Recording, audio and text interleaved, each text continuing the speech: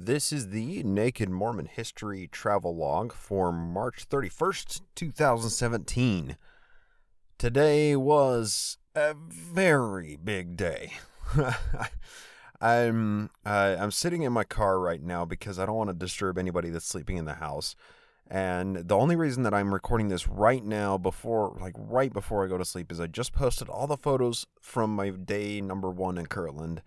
And there's so much that happened. I just want to get it all out before I forget it, before I go through tomorrow and experience tomorrow and then forget some of the things that happened today. So here I am sitting out, staring at the house where I'm staying at 11:30 at night, sitting in my car recording this. And there's so much running through my head right now. I'll just take through the day. I can't even speak straight. That's my problem. So I began the day early, bright and early, and I was helping the people who I'm staying with clean parts of historic Kirtland. They have certain assignments here, and we just went around and cleaned them for the various tours that would be going through today. And so it was a great opportunity to kind of, spend a little bit of time there without tour groups rushing through and trying to get pictures without people crowding them and stuff. And it was just a really great opportunity to just kind of experience the visitor center and the store and all kinds of other things, just kind of tooling around, enjoying my time there without having to worry about other people. So after breakfast, then I just went on the historic Kirtland tour, which begins at the visitor center, and we got a tour from a fantastic elder missionary couple there, and they did a great job. And they've only been out here for like a month, but they're super green, but they did a fantastic job. So we began the tour just through the visitor center. Didn't really spend much time there. We watched a video that I took issue with so much of it, but I mean, who am I going to argue with? The projector? Anyway, so after that, we went walking down historic Kirtland, and our first stop was the Newell K. Whitney store. Now, this is a crucial piece of Mormon history, this Newell K. Whitney store. Essentially, when Joseph Smith first arrived in Kirtland, he lived very briefly on the Morley farm, but before that, he lived a little bit longer in the Newell K. Whitney house. That was a very brief stint.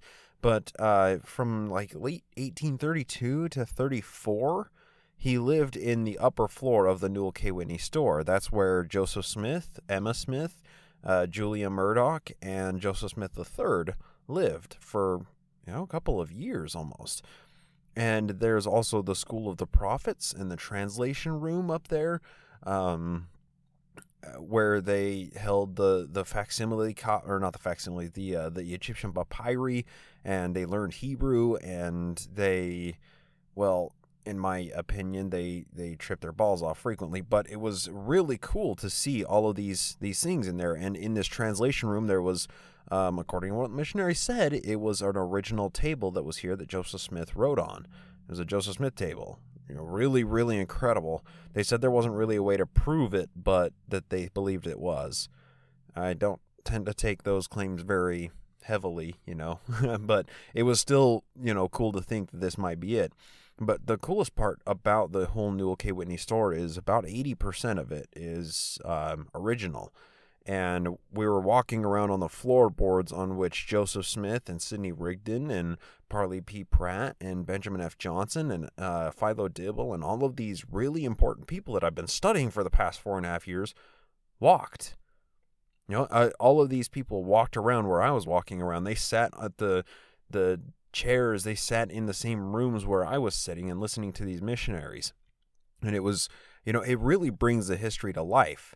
I've been reading about these places for so long, and I've been studying all the way up through the Missouri years, but my historical studies have essentially ended at the Liberty Jail that happened in 1839. I still don't know very much of the Nauvoo or the Salt Lake years, and much about the various breakoff factions either. So, my historical knowledge, like when I was in Independence and Nauvoo, I didn't necessarily have that much knowledge.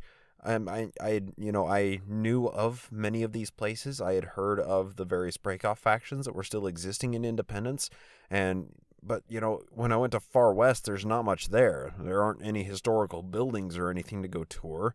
I wasn't able to make it to Diamond. Oh, and update, I forgot to say this in the last travel log. Yes, I did go back to Far West, and my camera bag was there. So lay your fears to rest, people who have sent in messages. Luckily, nobody goes to Far West because, like I said, there's nothing there. So my camera bag was sitting safely, happily there with all of its equipment in it. Nobody had come by. Nobody bothered it. Or if they did, they didn't say or didn't do anything with it. So I was happy about that. But now that I'm in Kirtland, this is the first time that I'm actually in a place where all of these places that I've been reading about for the past 4 years are coming to life. They're real. I'm standing in the places where Joseph Smith stood. And tomorrow I have the Basement to Belfry tour planned with the Community of Christ through the Kirtland Temple. And I can't wait. That's going to be so fantastic. But that's getting ahead of myself right now. So we went through the Newell K. Whitney store, and then after that we went just across the street, which was the old Chillicothe Avenue, and we walked across the street to the Newell K. Whitney home. And this home has a summer kitchen off of it, as well as it's painted stark yellow, which both of those were signs of incredible wealth because yellow paint was extremely expensive, and the only people who ever had summer kitchens were people who could afford to put a second kitchen in their house. You would just cook in the summer kitchen during the summer, and it would exhaust heat away from the house instead of, cooking everybody inside. Really remarkable.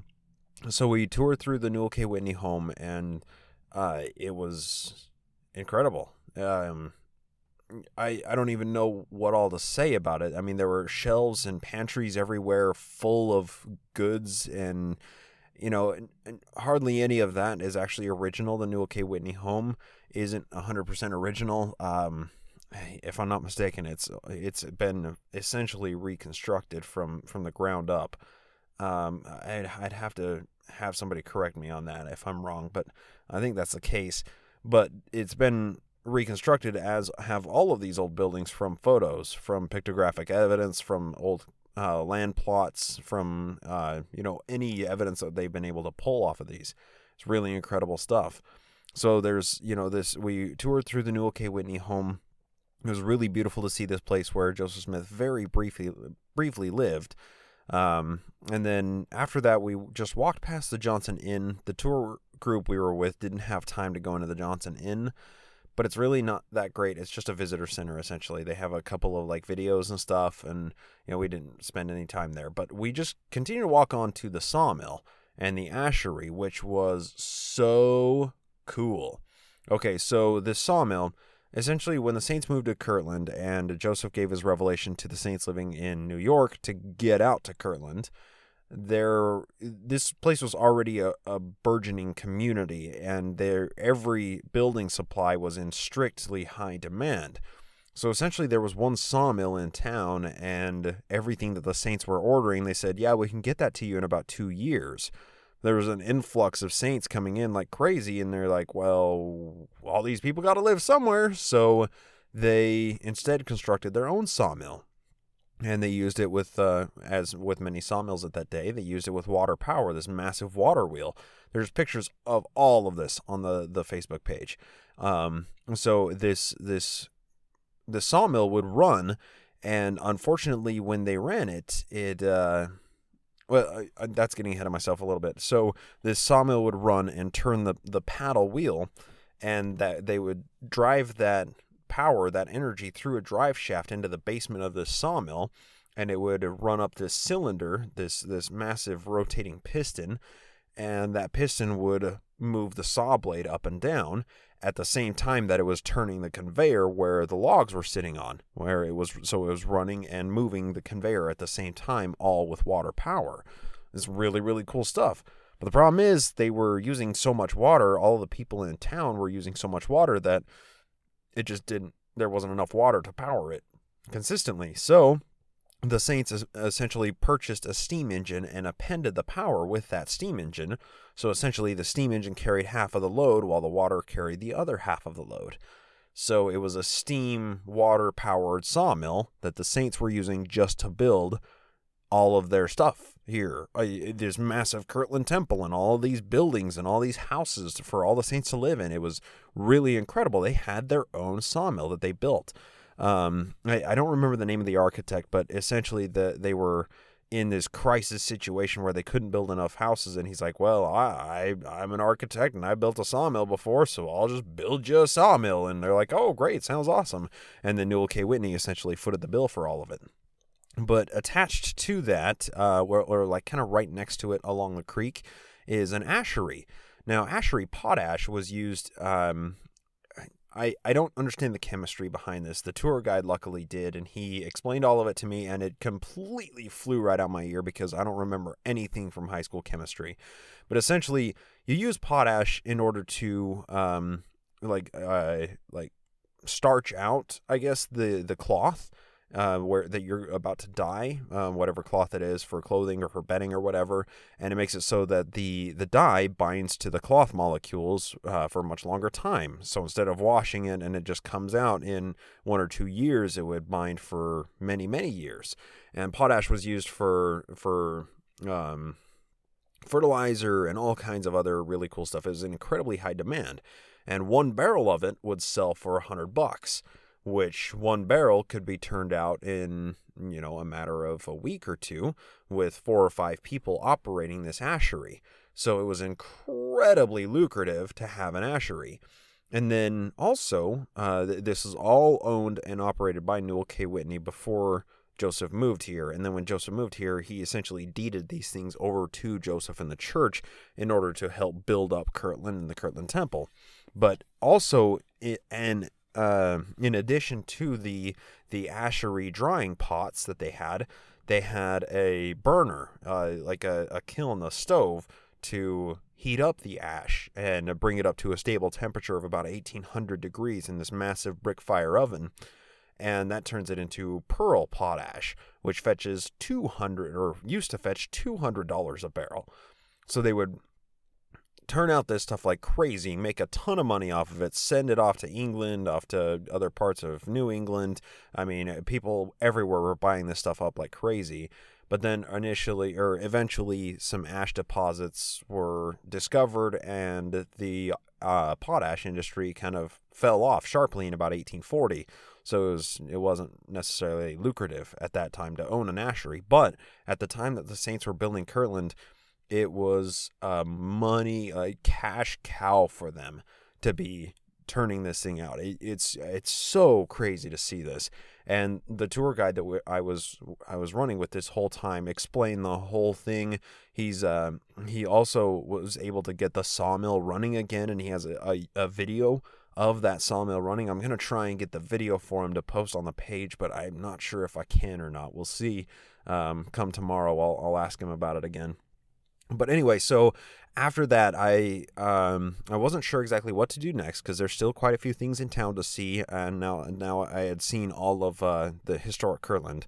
So I went down to the Kirtland Temple Community of Christ Visitor Center, and I made an appointment for the tour for tomorrow. And after that, I bolted down to the John Johnson farm in Hiram, Ohio. And wow. So the John Johnson home is incredible. Essentially, the Johnson family, they're an old rags to riches bootstrap type of American idealistic story. And when John Johnson and Elsa Johnson moved to Hiram, Ohio area, they essentially built their dream home with their 10 kids. And this dream home is 4,000 square feet. I mean, a monstrosity by today's standards even.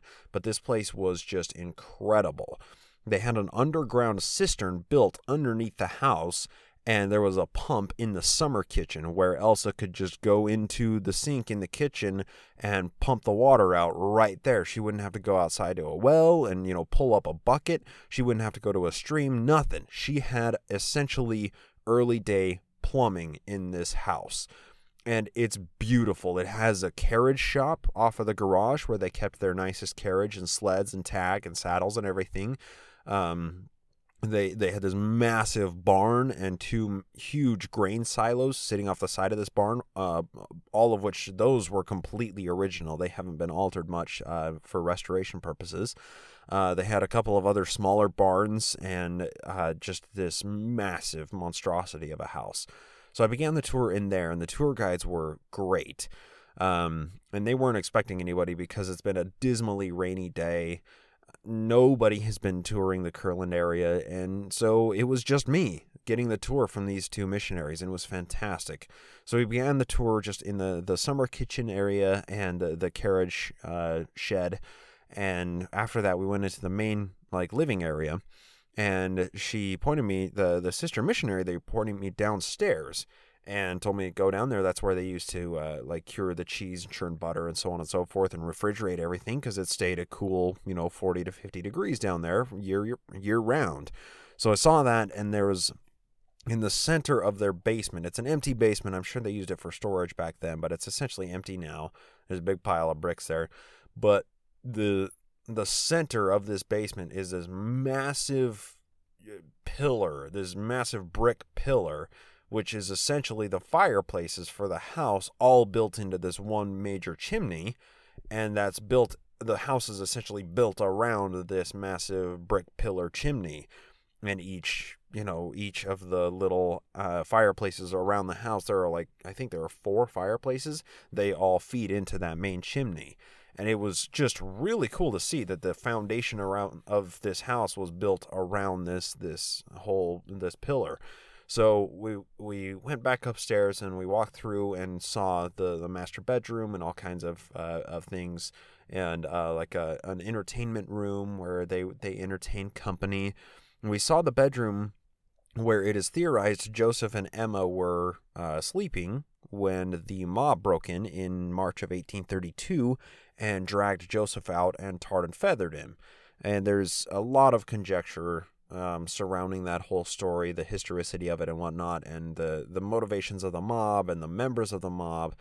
I covered it in an episode or two a while back. I don't remember. It's around 1832 in the timeline, March of 1832.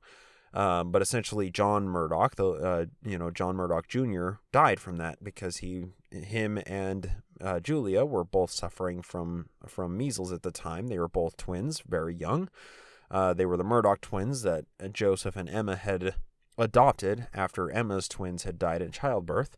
So they had these two twins, and one of them died from essentially exposure. He just got worse and worse over the following 3 days after Joseph was tarred and feathered. And then, Sidney Rigdon was also dragged out of his house by the heels and banged his head against the ground repeatedly and was beaten senseless and suffered assumptively heavy brain damage from the whole ordeal, from which he never recovered. And it steadily worsened as he got into the Liberty Jail and the Nauvoo years. And really became quite an issue as he was leading his own Rigdonite sect out in Pittsburgh and in Friendship and, leading it by proxy in Canada. And I mean, it just amazing stuff happened, all stemming from what happened at this time. But yeah, so that was the John Johnson home where Joseph was dragged out of the house. A lot of conjecture around it.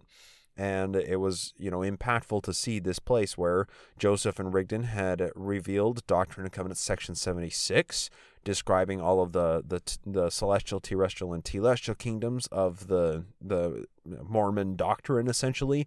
They did a fair amount of the Joseph Smith translation of the Bible in the upper floor of the John Johnson home.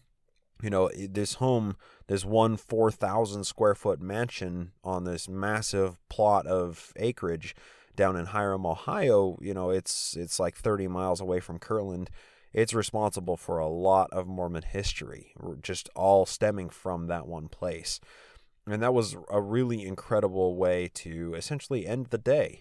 And after that, I came back, and it was evening time for dinner, and I posted up a bunch of pictures on Facebook, and I've been working ever since. But I had to share this whole thing before I went through tomorrow through the Kirtland Temple tour and through the Morley Farm. And I have a meeting set up with Carl Anderson, who is known as Mr. Kirtland.